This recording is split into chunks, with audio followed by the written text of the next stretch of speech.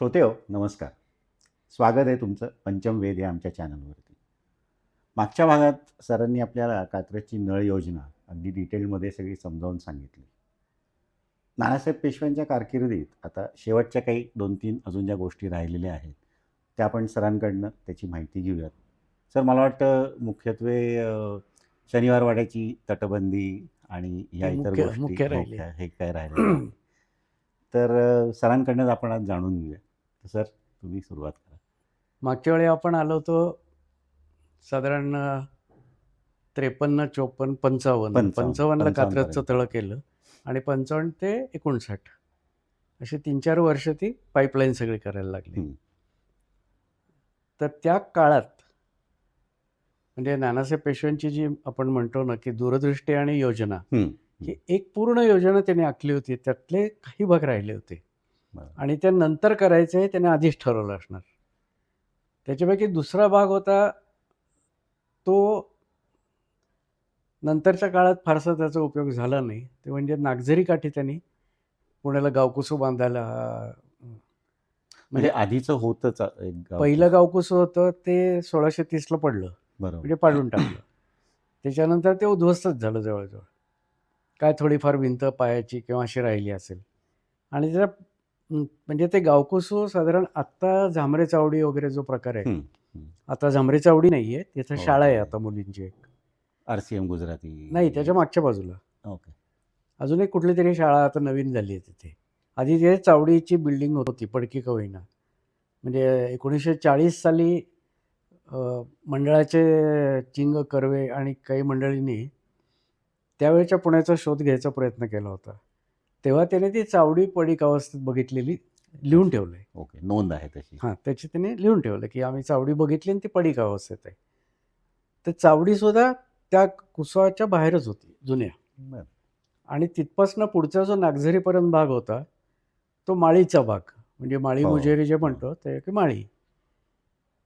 आता तो भाग नानासाहेबांना पुण्यात घ्यायचा होता आणि मग गावकुसू बांधायचं. तर 2 कामं त्यांची राहिली होती जी शाहू महाराजांनी मनाई केली म्हणून थांबली. एक तर पश्चिमेकडचं गावकुसू होतं, ते अर्धवट बांधून ठेवलं होतं चिमाजी अप्पांनी. पूर्वेच्या बाजूला काहीच नव्हतं. पण नागझरी हा नैसर्गिक स्रोत होता संरक्षण म्हणून. तर नानासाहेबांनी असं ठरवलं की ही कामं चालू असताना म्हणजे कात्रजचं साधारण काम पाईपलाईनचं हळूहळू उरकत येत, म्हणजे माझा असा अंदाज आहे 56, 57, 57च्या सुमारास. त्या सुमारास ते बरंचसं झालं होतं. म्हणजे सगळी नळ बरेचसे बांधून झाले होते. तेव्हा त्याने तो गावकुसू बांधायचा काढ घातला. त्यांच्या मनात असं होतं की शेख सल्ला दर्गा जो आहे, जुना कोट, जुन्या कोटाची पश्चिमेच्या बाजूने नगर दरवाजा, तिथपासनं नागझरीच्या काठाने म्हणजे कागदीपुरा वगैरे जो कसब्यातला भाग आहे तिथून पूर्ण नागझरीच्या काठाने गणेश पेठेपर्यंत ते गावकुसू बांधायचं.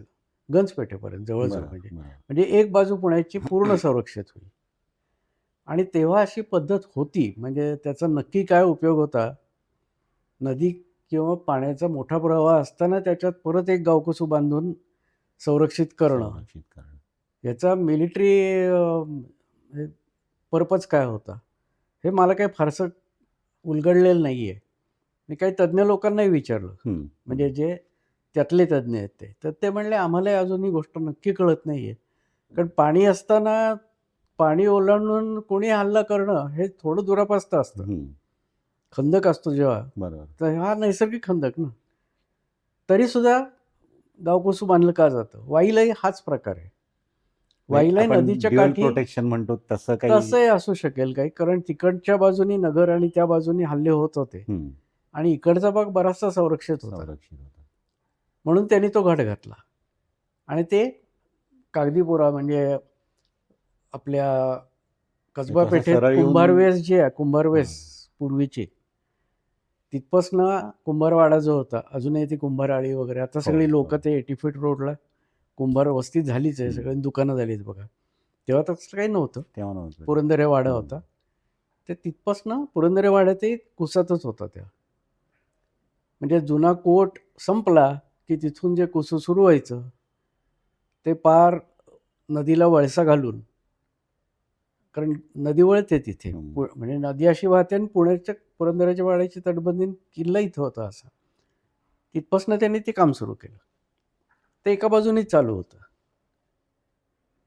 त्याच वेळी त्यांनी शनिवारवाडा जो आहे, त्याची तटबंदी होती ती जुनी होती. हं. लहान होता कारण हो, आपण म्हटलं ते कंपाऊंडच होतं फक्त. हां, म्हणजे एक साधी भिंत होती आणि शनिवारवाड्याचं काम त्याने हातात घेतलं होतं बरंचसं एक्सपान्शनचं. कारण तो छोटा वाडा त्यांना मोठा करायचा होता, वाढवायचा होता आणि तेव्हा मराठ्यांची सत्ता आणि दरारा कळसापर्यंत पोहोचला होता खरं सांगायचं तर. बरोबर. आणि मग एक मोठा वाडा पाहिजे, याने त्याने तो घाट घातला. दुर्दैवाने शाहू महाराजांचं 1749ला निधन निदान झालं. झालं. त्यामुळे ते एका शब्दातनं मोकळे झाले खरं सांगायचं तर. हं. कारण त्यांनी महाराजांना त्यांना वचन दिलं वचन होतं दिलं होतं. की मी हे काही करणार नाही. आणि बाजीरावने ते पाळलं होतं, नानासाहेबांनी पाळलं. आता ते ह्याच्यात इतिहासात अशी फारशी नोंद नाही आहे, पण मला असं वाटतं एक फॉर्मॅलिटी म्हणून का होईना त्यांनी रामराजे महाराजांना शाहू महाराजांना छत्रपती झाले त्यांच्यानंतर त्यांच्याकडनं फॉर्मल परमिशन घेतली परमिशन. असावी की मी आता गावकुसू आणि हे बांधतो. कारण नाही तर असं होत नाही जनरली. हं. हं. आपणच बेधडक बांधून टाकलं. तसं असतं तर आधीच बांधलं असतं. पण त्याचा आत्ता तरी आपल्याला कुठला पुरावा सापडत नाही किंवा पत्र सापडत नाही किंवा असं काही सापडत नाही. त्याच वेळी त्यांना असं वाटलं की शनिवारवाडा उत्तरेच्या बाजूनी म्हणजे दिल्ली दरवाजा आता दिल्ली जो आहे तो दरवाजा. आणि पूर्वेच्या बाजूनी म्हणजे नवग्रह मंदिर वगैरे ती बाजूचा बंद हं. मोठा करायला पाहिजे. म्हणजे ती जागा वाड्याच्या ताब्यात घेतली ताब्यात पाहिजे. घेतली पाहिजे. कारण तोपर्यंत काय झालं होतं, बरीचशी वस्ती तिथं खेटली होती. हां. ही जी जुनी भिंत होती त्याच्यावर थोडासा रस्ता टाकून बरीचशी घरं बिरं तिथं व्हायला लागली होती. आणि बरोबर आहे, वस्ती साहजिक आहे, वाढली आता वस्ती म्हणल्यावर वाढली हां, हे आणि होतंय. तर 54 सालची एक नोंद आहे की पूर्वेची बरीचशी घरं काढून त्यांना पर्यायी जागा द्यायची. असं हुकूमच काढलाय त्यांनी अच्छा. की ती जागा ताब्यात घ्या. जागा ताब्यात घ्यायची. आणि लोकांनाही कळवलं होतं. म्हणजे त्या संपूर्ण पट्टी ती. त्याच वेळी उत्तरेच्या बाजूला अशीच वस्ती वाढली होती म्हणजे जे ग्राउंड म्हणतो आता हां, हां. शनिवारवाड्याचं. तर तिथे एक नोंद अशी सापडली आहे की तिथे ढेकणे म्हणून ग्रस्तांचा वाडा होता. 4 भाऊ होते ते आणि त्यांना पर्यायी जागा नानासाहेब पेशव्यांनी दिली. त्यांना कुठे दिली तर शनिवारवाडा आत्ता जो आहे त्याच्या डायगोनल अपोजिट कसब्यात एक बोळ आत जातो, हं. मोठे मंगल कार्यालय हं. वगैरे ते. हं. त्याच्या तोंडाशी त्या ढेकण्यांना जागा दिली आणि तिथे त्यांनी घर बांधलं. अच्छा. त्या म्हणजे साधारण एक 25-30 वर्षापूर्वी त्या ढेकणे राहत होते तिथे, त्यांचे वंशज. म्हणून मी त्यांना भेटून ते घर बघूनही आलो. अच्छा. आणि त्यांच्या घराच्या मागे उंच तो जुन्या कोटाचा संबंध तट म्हणजे तो काय म्हणू आपण ती भिंतच होती. बरोबर. त्यामुळे ती जागा पर्यायी दिली. तिथे एक ढेकण्यांच्या घरात एक विहीर होती. आड म्हणलंय त्याला. हं. तर तो आड सार्वजनिक खुला केला. विहीर काय उचलून नेता येत नाही. प्रायव्हेट म्हणजे असं काही विहीर उचलली आणि तिकडे नेली. पण मग तो बुजवला नाही त्यांनी. तो सार्वजनिक पाणी पुरवठ्यासाठी खुला केला. सार्वजनिक म्हणजे काय तो नळकोंडाळं नव्हतं ते. हं. हं. पेशव्यांच्याच फौजा-बिवजा यायच्या आजू त्यांना पाणी लागायचं यानं त्यासाठी ते असणार आहे ते. पण तो ठेवला. ही साधारण गोष्ट आहे 1754-55 ची. त्याच सुमारास त्यांनी नोटीस काढली होती की पूर्वेकडची सगळी घरं आम्ही काढणार आहोत म्हणून. आणि तो उद्योग त्याने हळूहळू चालू केला असेल. आता एक नोंद अशी आहे की ढेकण्यांच्या घरामुळे दिल्ली दरवाजाला अडचण येत होती. कारण जुनी नोंद अशी आहे की आधी तटबंदी बांधली आणि दरवाजा बांधायचं काम ठेवलं होतं. ते आपण मागच्या वेळी एका म्हणलं होतं की असलं काही होत नाही. हं. बांधलं तर पहिला दरवाजा बांधतात आणि मग तटबंदी मग बांधतात तटबंदी. किंवा ते सगळंच बांधतात ओळीने. त्यामुळे मला तसं काही वाटत नाही. पण असं एक आहे की फक्त काही ढेकण्यांचंच घर नसणार ना. इतरही 4-5 घरं ओळीने घरं लावली. असणार. आता या ढेकण्यांच्या घराचं पत्र सापडलं म्हणून इतराचं नाही सापडलं. पण असं आपल्याला इमॅजिन करता येतं की ते ओळीने सगळी घरं जशी पूर्वेची घरं होती तशीच उत्तरेलाही घरं होती. ती सगळी काढली, सगळ्यांना पर्यायी जागा दिल्या आणि मोकळं मैदान तिचं झालं मग ते. आता हे सगळं चालू होतं हे कशावरनं ते या 2 पत्रांवरनं कळतं. म्हणजे ॲक्टिव्हिटी चालू होती. हं. पण सायमल्टेनियसली कात्रजची पाईपलाईन आणि हे सगळं चालूच होतं ना. बरोबर. म्हणून नानासाहेबांनी त्यात हात घातला नाही. हे काम पूर्ण हळूहळू होत आलं असं म्हणेपर्यंत त्यांनी ते काम चालू केलं. त्यात त्यांनी गावकुसाचं काम पहिलं केलं चालू. अच्छा, आधी ते हां, मग म्हणजे आपण कसब्यात म्हणजे RCM गुजराती हायस्कूल वगैरे तिथून पुढं गेलं थोडं की नागझरीच आहे. हो, म्हणजे दारूवाला दारूवाला पूल. पूलच आहे. दारूवाला पूल. तिथून एक अलीकडे एक रस्ता आत जातो, हं. छोटा बोळ हो, आहे. हो. तो नागझरीच्या काठाने जातो. तो संबंध ट्रॅक त्या तटबंदीचा होता. अच्छा. आणि तिथे गावकोस मारुती म्हणून आहे बघा. आहे तिथे. गावकोस मारुती म्हणजे गावकुसातला मारुती. म्हणूनच त्याचं नाव गावकोस गावकोस पडलं. पडलं. गावकुसू तिथं बांधलं. बरं, तिथे ॲक्च्युअली अजून असे 2 स्प्लिट लेव्हल्स आहेत. आहेत आणि पूर्वी तिथे तटबंदी होती. म्हणजे चांगली जाड मोठे ओढायला अशा दगडात तटबंदी होती. ती नंतर आता त्यांनी मग परत मला वाटतं एक भिंत बांधली. ती छोट्या दगडांची आहे. हं. आणि जरा सुशोभित करायचा प्रयत्न केला आहे. पण तोपर्यंत हे सगळं गेलं होतं. आणि पूर्वी जर आठवत असेल, जुन्या लोकांना काही वेळा आठवेल, त्या गावकुस मारुतीतनं बाहेर पडलं की असं उतार होता खाली जायला. हो. आणि त्या उतारावर मग तो रस्ता होता. आणि ही भिंत चांगली 15-16 फूट जाड होती हं.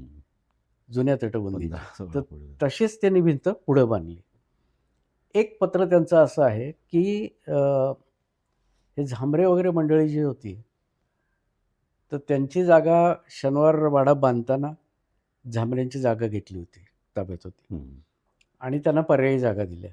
तसंच हे गावकुसू बांधताना नानासाहेबांचं एक पत्र आहे की पुण्याची जुनी पांढर बहुत दिवस कुसाबाहेर राहिली होती. ती आम्ही आता. ती गावात घेऊन त्याजवर कुसू घालून, असं त्याचं वर्डिंग आहे. हं, हं, जुनी पांढर म्हणजे जुनं पुणं. हं. म्हणजे जे अगदी पुण्यात पहिलं जे छोटं पुणं होतं हो. ती जुनी पांढर. ते आपण दाखवलंय आधीच्या हां, नकाशात आणि देखील. मागच्या वेळी सांगितलंही आपण ते.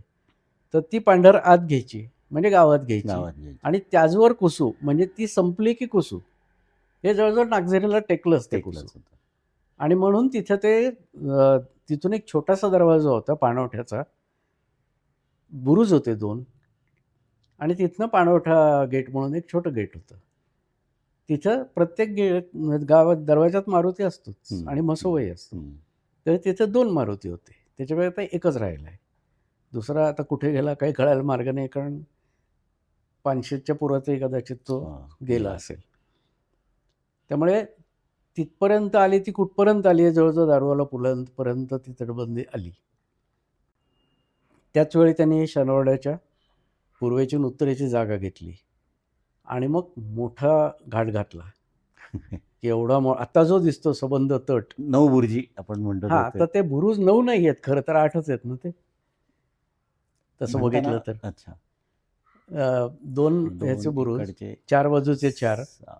पूर्वेचा आणि पश्चिमेचा म्हणजे फुटका बुरुज एक आणि त्याच्या पलीकडचे एक बुरुज. 4 आणि 4 8, 4 आणि 2 6 आणि 2 दिल्ली दरवाजाचे. दिल्ली दरवाजाचे. इकडच्या दक्षिणेच्या बाजूला बुरुज नाही आहे बघा. हो, 2च आहेत अगदी. हां, तर आता ते 9 बुरुजी का म्हणतात ते मलाही कळलं नाही. मी त्याच्यावरही एक शोध घेतला की म्हटलं याचे नक्की बुरुज बांधले तरी कसे? पण जुन्या नकाशापासून हे सगळे नकाशे उपलब्ध आहेत. त्यामुळे आपल्याला त्याच्याविषयी काही शंका घेण्याचं कारण नाही. आता हा सगळा उपद्व्याप कुठपर्यंत आला तर 1759 पर्यंत जवळजवळ चालू होतं हे काम. त्याच्यात नानासाहेबांनी काय केलं, पहिल्या जी वाड्याची भिंत होती पाडून टाकली. मग आत त्यांना म्हणजे तो राजवाडा करायचा होता. हं, हं. जहागीरदाराचा नुसता महाल नाही, तो पंतप्रधान पेशव्यांचा महाल, अशा ह्यानी तो संबंध करायचा होता. आणि सगळी सत्तासूत्र तिथनं हलत होती. बरोबर. त्यामुळे फार त्याची कीर्ती गेली होती युरोपपर्यंत. तत्कालीन तिथल्या वर्तमानपत्रातही शनिवारवाड्याविषयी यायचं त्यावेळी. तर या सगळ्या ह्याच्यात तो एक मोठा, म्हणजे आपण ज्याला लक्झरियस मॅन्शन म्हणू, हं, हं. पॅलेशियल मॅन्शन, असा त्यांना तो करायचा होता.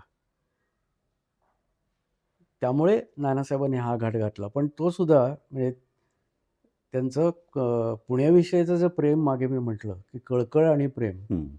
त्यांनी आधी पुण्याची कामं केली आणि मग स्वतःची कामं केली. बरं. नाहीतर एखाद्या राज्यकर्त्याने उलटा पहिला स्वतःचा क्रम वाडा असतो. बांधला असता पहिला आणि मग स्वतः. बाकी कामं करत बसला असता. खरं आहे. यांनी आधी बाकी सगळी योजना केली आणि मग शेवटचा टप्पा म्हणून त्यांनी स्वतःचा वाडा बांधायला घेतला. हं. आता तो वाड्याचं जे आहे त्याचं आपण पुढच्या भागात घेऊ. ओके, चालेल. हं. तर ही माहिती तुम्हाला कशी वाटली आम्हाला जरूर कळवा. तुमच्या कॉमेंट्स लाईक करा, शेअर करा, सबस्क्राईब करा. भेटूया पुढच्या भागात. धन्यवाद.